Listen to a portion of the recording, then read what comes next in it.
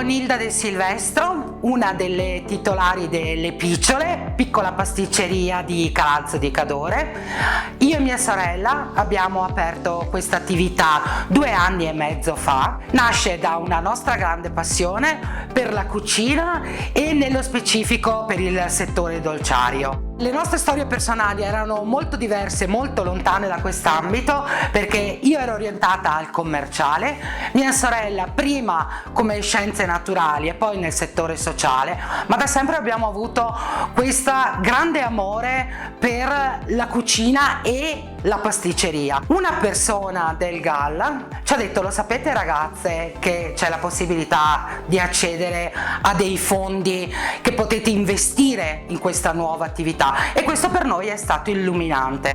E grazie al GAL e al PSR siamo riuscite ad avere delle attrezzature estremamente sofisticate. Il nostro obiettivo era riuscire a farci conoscere e speriamo farci apprezzare. Vediamo che la clientela viene, ritorna, ci consiglia ad altre persone e questo è molto gratificante. Noi cerchiamo di utilizzare prodotti meno lavorati possibili, perché la lavorazione poi ce la mettiamo noi, quindi un burro, non delle margarine, burro vero di panna. D'estate utilizziamo dei frutti di bosco di un'azienda di Castillon, ad esempio.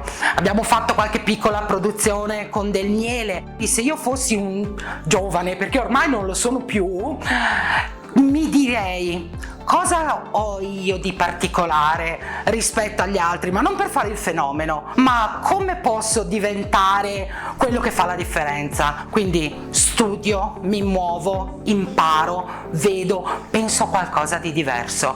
Io dico: vieni, torna in Cadore, ma non fossilizzarti su quello che i tuoi genitori hanno fatto, su quello che i tuoi nonni hanno fatto. Stravolgilo, vedi tu cosa puoi dare, fai qualcosa di diverso.